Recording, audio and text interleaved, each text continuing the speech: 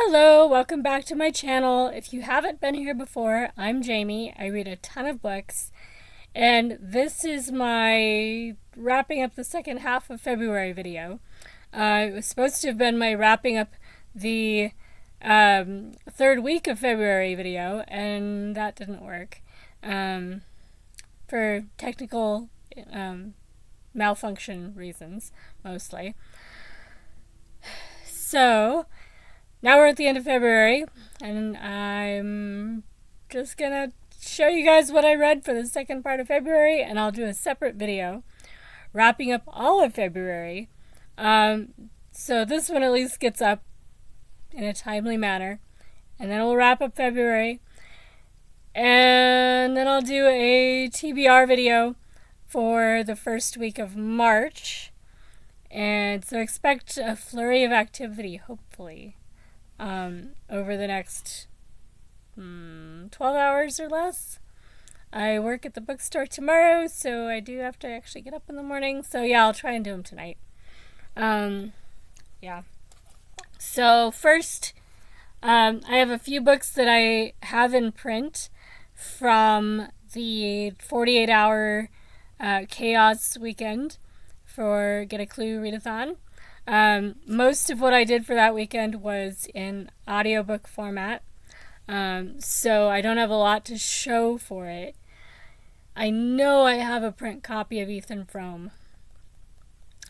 Where it is, I have no idea. So when I find it, it goes in the pile of books I can pass on to my sister. I have no idea where it is. In addition to that, I have this one, Russian Gypsy Tales. It's like short stories narrated by gypsy people from different parts of Russia. The back of the book says that they got people from Leningrad, Novgorod, Moscow, Tula, Smolensk, and the Gorky region. Where's the Gorky region? I thought Gorky was the last name, but apparently it's a place, and from Karelia and Siberia. So this is just, stories about life as gypsies and some kind of tall tales and a bit of like magic thrown in, that kind of stuff. So really fun, just short set of stories. Yeah, I'm not sure if it's something that you're likely to come across, but if you do, this translator has done a bunch of other books, James Riordan. So there are other collections of folk tales that he has his name on, and he's pretty good. Yeah, and it was something I could read a story in between doing audiobooks. So during sprints during that weekend, this came in handy. Then I have Pale Horse, Pale Rider by Catherine Ann Porter. This one is a couple that have survived World War I so far, and Spanish flu is happening. So, pretty simple story. I know I've come across this storyline before, so maybe there's a film of it or inspired by it. But yeah, it's fun. It's short. I recommend it. The LibriVox audiobook for it was good. So if you like audiobooks to get through books, this one has a good option.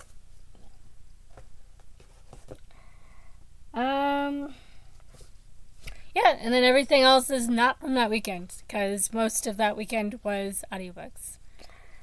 So, in the rest of the books category, one of the later books I finished for a book with a character with the same first letter name. I'm Jamie. This character is Jenny. I don't remember how Rainey actually said that prompt. Oh my goodness. I'm sure she did it a little bit more clear than that.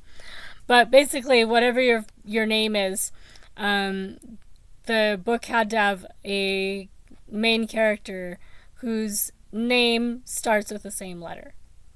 So for me, that would be J, so Jenny Kane, and it's a yellow book, and it's a murder mystery, so that was nice. I'm probably going to reread this book with its series, though, because I didn't care enough about these characters. It was just dragging for me. Maybe I was just getting burned out, but that by that point, except I read other books that I enjoyed for bonus books in the same time period. So I don't think it was burnout. I think this one may have character development in earlier books that makes this book more compelling. So I'm going to hold on to it, try the other books in the series, fit it in, read it again in sequence this time, and see if I like it better. So I'm not going to say that you can't read them out of order. I was expecting to enjoy it more than I did. So this one will probably get revisited maybe this year. We have Flights by Olga Tokarczuk. It's very literary.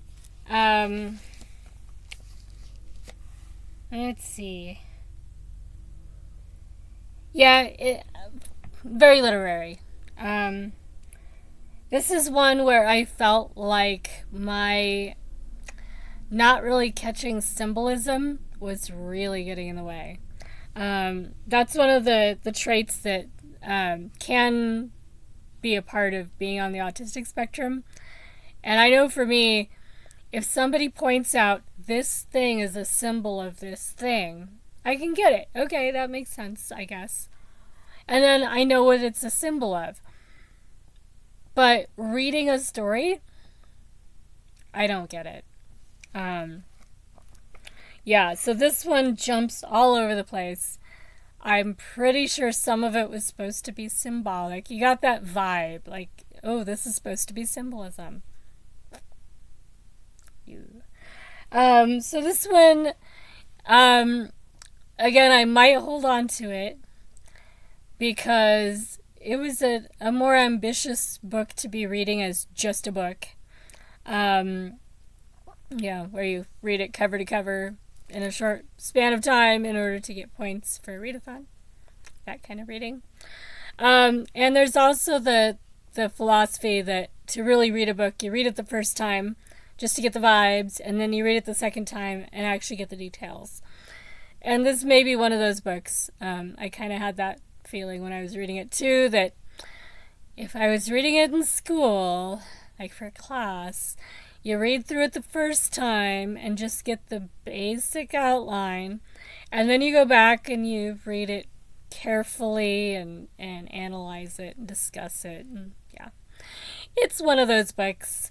And this author is also one that other books that people talk about on BookTube sound similarly literary.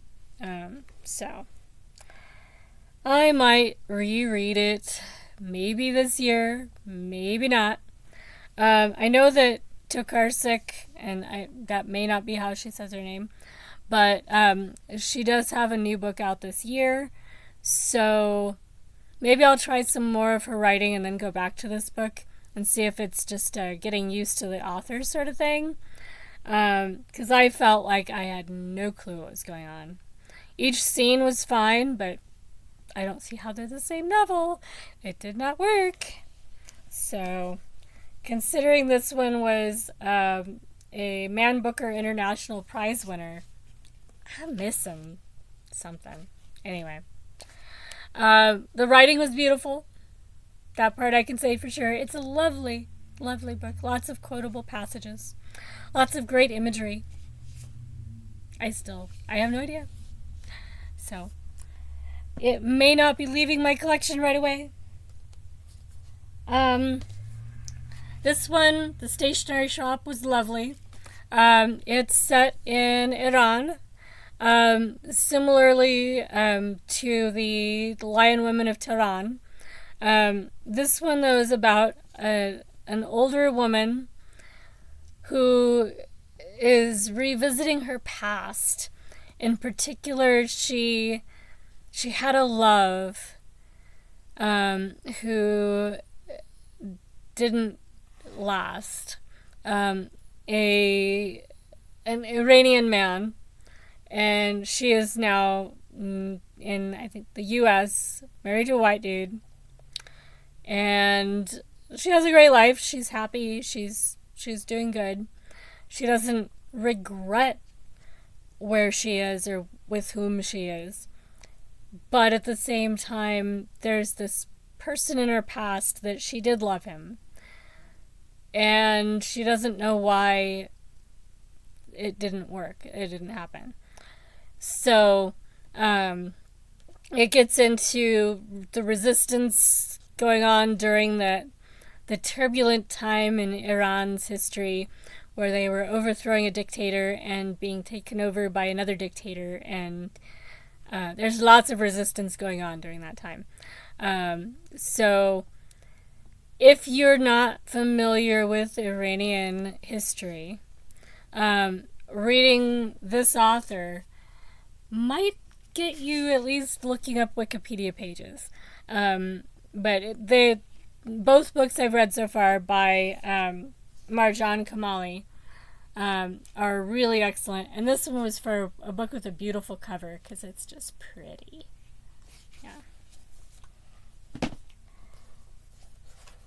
And we have Queen's Gambit by Walter Tevis. I enjoyed this one. It's a bit heavy. There's child abuse in foster care, sexual and physical abuse, drugs. There were issues where orphans in orphan homes were being drugged to make them more handleable. This is something that comes out of history. That's in here. So this story is about a girl who becomes orphaned through no fault of her own, and lands in this home that could be worse, but isn't very nice.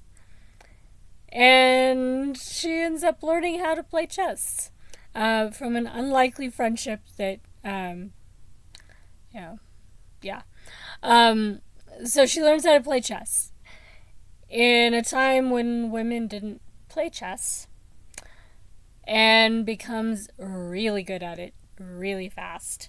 And then her working her way into the chess world and what chess means, and for her, for everybody else playing it. If you are familiar with Chess the musical, the musical that Josh Groban acted in and performed in for a run or so. I don't remember if he was actually on a tour with it or if he was performing it just in a particular location. He did the chess concert, though. So there's a lovely chess album with all the musical songs with Josh Groban as the main chess player that comes over to the U.S. from Russia. Oh my gosh. Do I remember names? Not right now. Anyway. Yeah. So, if you like that musical, you might like this book. Anyway. Yeah. Right. This is what comes of trying to do videos at the very end of the month. My brain is fried. Anyway. This one, The Life of the Party by Bennett Cerf. It's very dated. It was the kind of book that was readable in the middle of the night. It definitely was. It has so little substance that... this one I'm going to donate it back where I got it from. I don't think my sister is going to want to read it. I think I gave it 2 stars. It's a collection of gossip from the 50s. That's about all it is. Just gossip.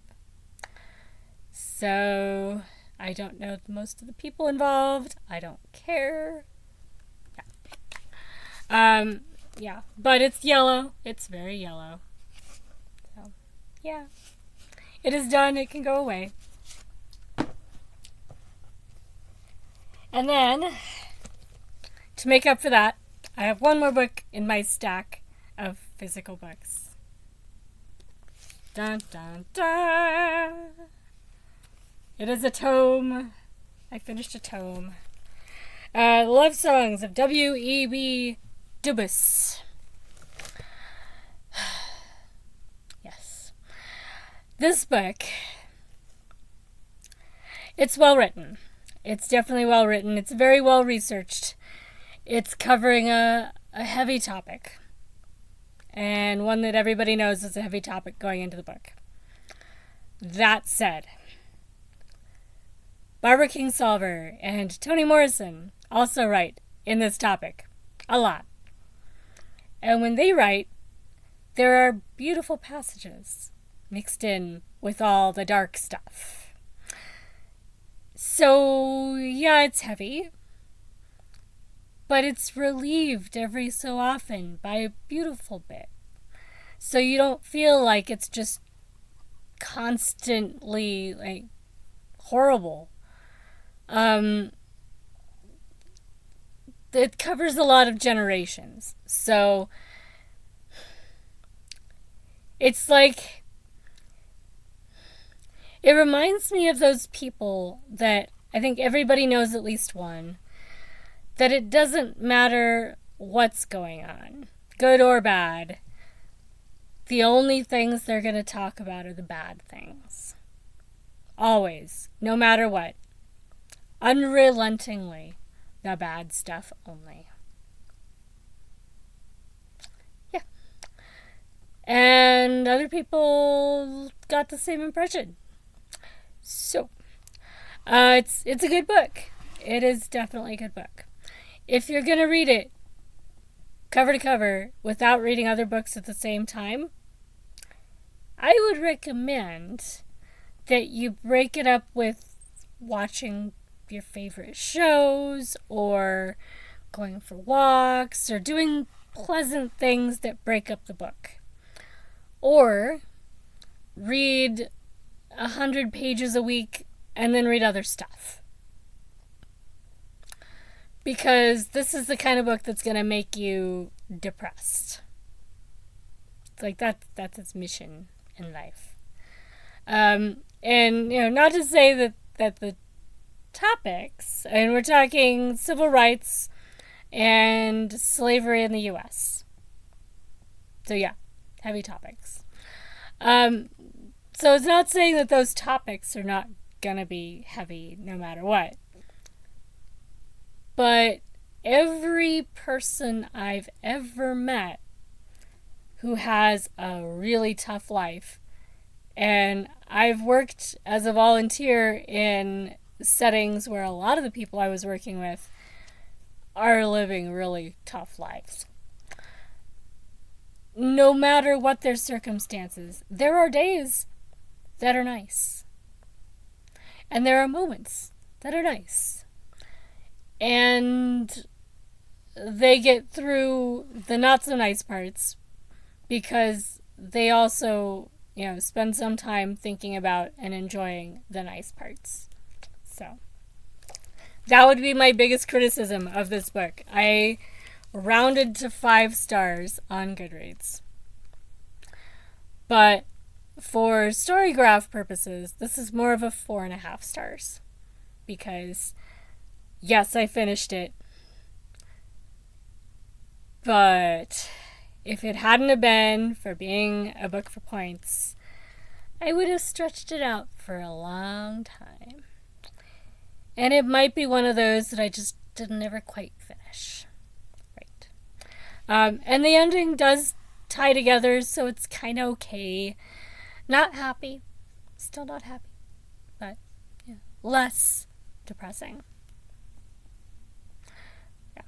So anyway, love songs of W.E. Is it Du Bois or Dubus? Du Bois, because Dubus is a different guy. I do have a book by Andre Dubus the second. I think second. So that is a different dude. But I was reading and doing the audiobook for this one. So I got I think it's Du Bois. Du Bois, like, yeah, Du Bois in the hood-ish. Because he was very adamant about it not being pronounced as the French name, which it otherwise is. Yeah.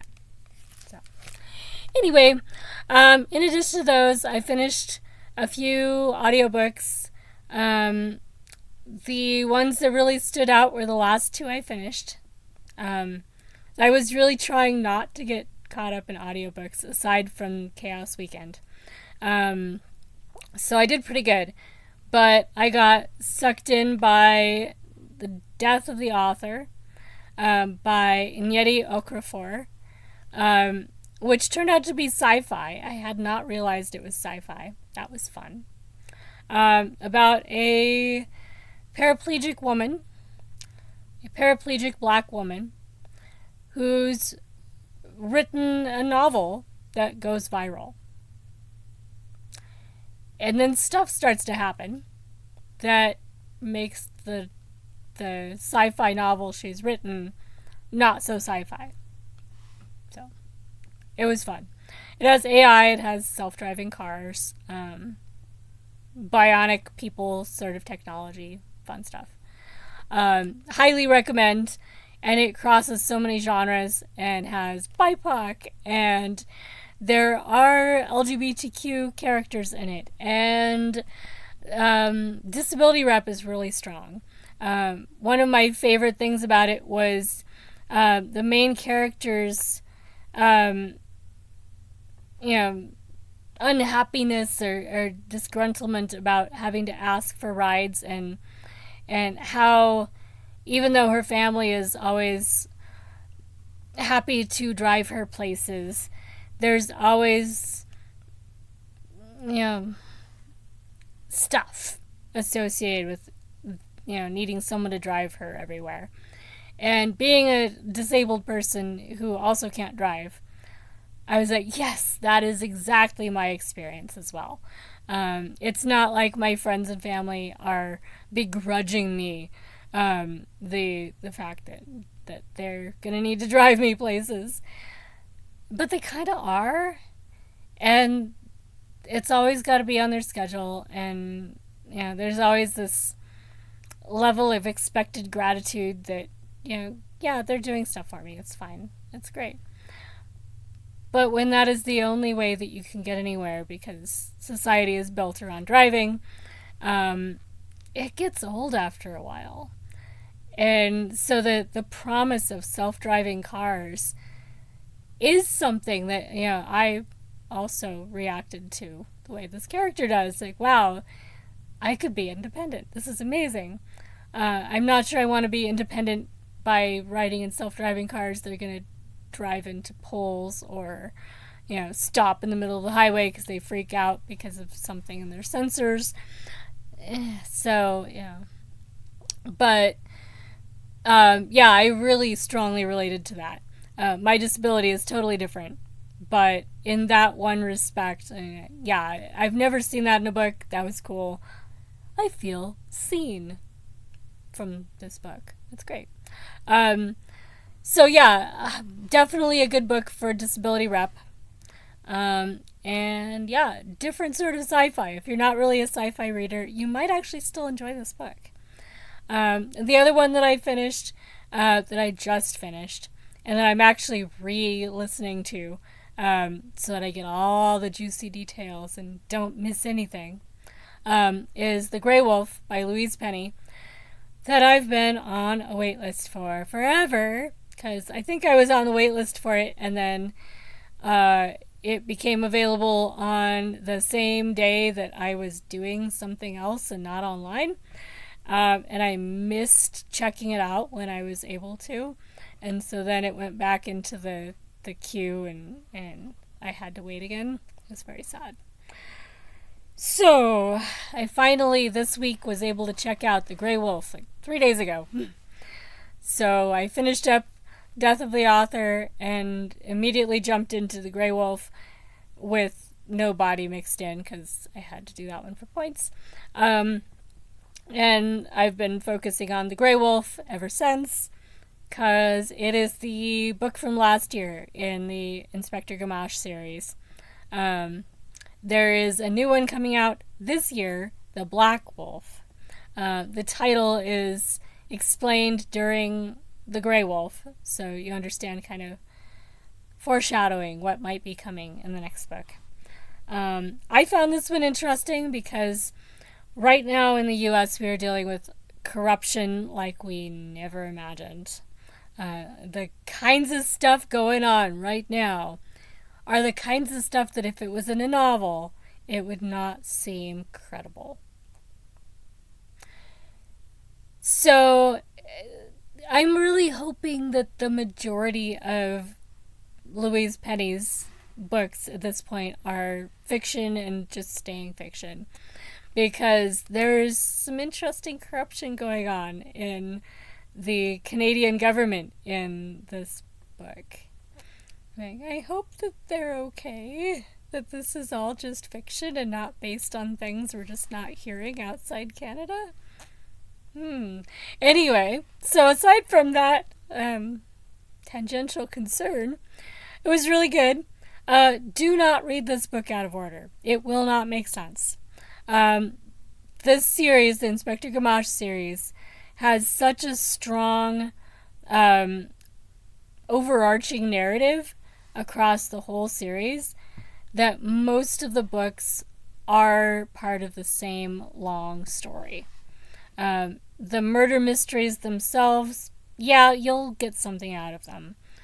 But this is one of those series where there's just so much that's based on the continuing story of Gamache and his team and his family and the people in his village that you're going to need to go back and start at the beginning of the series. You might be able to skip a couple books leading into it, but even then, I don't think those ones would make sense without reading the ones before them.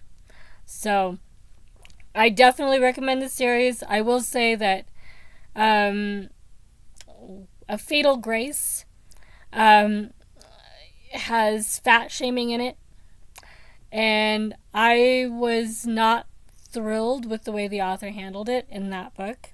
I've not had issues with that since, but I started reading this series when I did last year because a friend of mine who is a bigger girl was really uncomfortable with the fat shaming in that book and wanted to know if the rest of the books were that bad and if she should finish that book. And so I read the first 4 books and gave her back 3 of them and told her, nope, you were right. This one book, you're not going to want to read this book because it's not just some one character that gets killed and therefore is not a problem.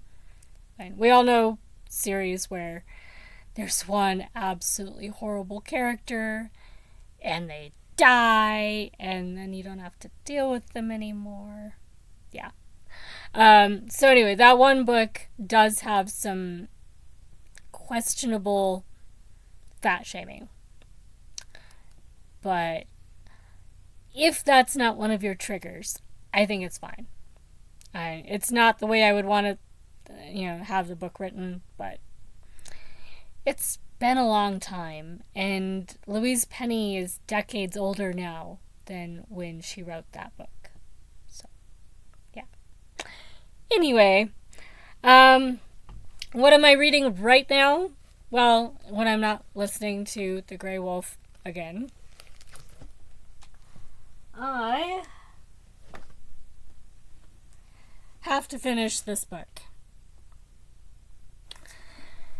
For points, for a game, on Goodreads. Did I know I needed to read this book at the beginning of the month? Yes. Did I start this book before the end of the month? No. So this is what I'm reading tonight, till it's done. And I really need to put aside the audiobook of The Grey Wolf and be responsible and finish this book. Yeah, so it will happen. It is about 400 pages long, so this is what I'm doing tonight. Yeah, it is. Oh well. Yeah, and then this weekend you'll get my TBR for March and a wrap up for the whole of February, including, what books I read for which prompts and clue.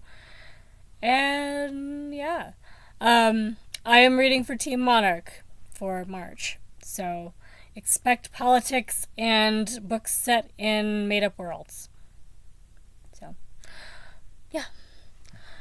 For now, though, I'm getting back to this book, and hopefully we'll finish it before my bedtime, and I will catch you guys in the next video. So, talk to you soon, guys. Bye!